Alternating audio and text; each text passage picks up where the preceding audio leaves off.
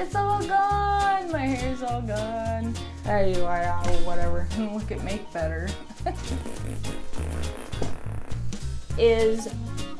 Yeah, that is the right side. I can never tell which side the little things pop up on. You didn't want it to do. Okay.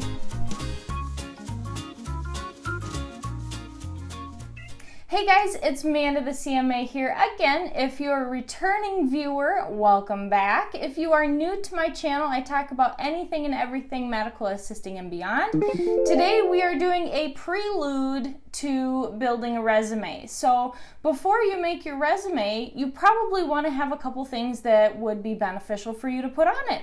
So we will be talking about things that you should have on your resume before you start building it. If you are in school or you're about to start school, these are good things to start ahead of time. So you want to start them as soon as possible before you're building your resume and going into the medical assisting field. So if you would like to learn about things that may go on your resume that would make you look good to employers, then keep watching. Here we go. Everything that I will put in this video today is from my point of view, so you do have to remember that. There may be some things missing that you think are good ideas as well, so you can leave that in the comments box down below for everybody that may be going into school or getting ready to build that resume so that they have those good ideas too. The first thing that you want to do before you make your resume is to probably have a previous employer. So if you are right out of high school, this is kind of hard because you're not expected to have a job realistically while you're in school. A lot of times you'll have academics that you're doing, you'll have outside activities from school, so it's not really required then. But even when you are in school, it's good to have some sort of something going on. Volunteering is the biggest thing that you can have on your resume. Employers really do like when you have some sort of volunteer history. And the nice thing about volunteering is it's not like a full-time job usually. So when I volunteered, I actually worked in the ambulatory surgery center, and I was there to check patients in, help any family members that might have any questions. I'd guide them to the waiting room that they needed to go to. I could look at EMR screens. I could bring patients back. I was in communication with nurses and surgeons as well as the family members too. So I had a little bit of experience there of talking to people that are in a medical facility and having some sort of medical background. So technically it's not a hands-on type of medical background, but it was a volunteer place where I was able to at least have that as a background that I was interested in the medical field. I volunteered at a medical center. Now, other things that you can do as far as volunteering, you could volunteer at a nursing home, you could volunteer at like a hospice center. There's a lot of places in the medical field where you can volunteer your time. You don't have to get paid for it. And that's the biggest thing for employers, is that you're helping people and you're not expecting any money in return. And they really do like to see a nonprofit part of your previous employment history. You can call it a part of your employment history where you weren't expecting anything in return. You were just helping others out and other families. So I was actually employed during the last part of my school and actually during my externship too. I worked overnights at a mall in one of the stores there, and I got to fold clothes all night. It was actually one of my favorite jobs. Holding a job while you're in school, and even when you have your externship, that shows employers that you do have a really strong work ethic and that you are able to work hard. Usually, I mean, if you have two jobs, you're going to school or you have an externship 8 hours a day, and then you have a job afterwards for 8 hours, then that's obviously showing that you have a strong work ethic and that you're able to work and be there and be present. Another thing that employers like to see is that you have some sort of medical or science background. Now, I know that that's not very easy. A lot of times with employers, you can just tell them that you had an interest in science or biology or medicine when you were in high school or whenever. When I was going to school, even before I did my medical assisting schooling, I had a very, very strong love for the sciences.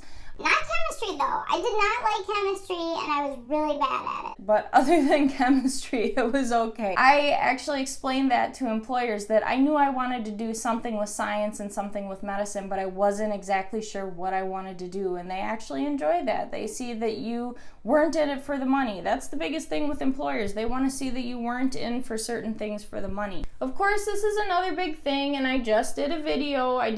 I redid a video, really, is to be registered or certified as a medical assistant. So either a CMA or an RMA. They like to see that on your resume. You can actually use that as one of your awards or achievements. I'll put a little link up here for that video that goes over being registered or certified. Of course, if you're just starting off in the field, you really haven't had a chance to become registered or certified yet. So if you tell them during the interview that that's what you're planning on doing, then that's a good thing for them. They really like hearing that. You also want to have good references, a very, very solid reference list of people that you are in contact with. Most employers want 2 to 4 professional references, and they probably want about the same for your personal references. Professional references meaning someone that you worked beside, whether it be at a medical job or not, someone that you volunteered with. They like to see management on your reference list as well. That means that they felt comfortable enough to give you a reference to go to a different job. If you are not a first-time medical assistant, then getting references from doctors is always good. Personal references, friends and not close relatives. You don't want to put your mom on your resume, and because your mom's gonna say all these nice things about you. I would at least think so, that she would say all these nice things. So I don't think that they really count moms, but maybe like extended family. I will give you guys a little tip.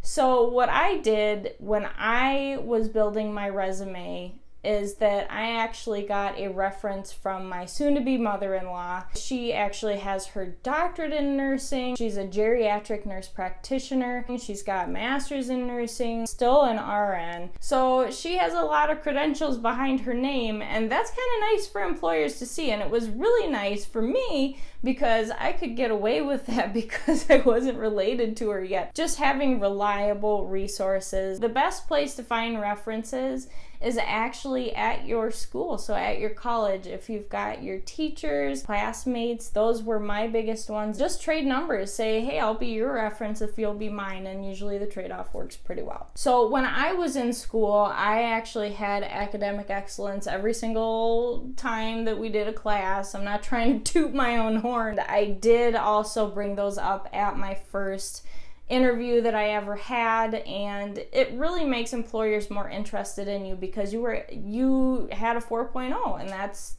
the best thing that you could have. The last thing that I will go over, and I think it's the thing that I stress the most, is to apply for the honor society at your school. When I went to school, I did not apply, and I really kind of wish that I did, because having an academic honor society behind you is a really nice thing to have. It never hurts to try. That's the thing. It never hurts to try. Alright guys, well, I think that's it for today's video.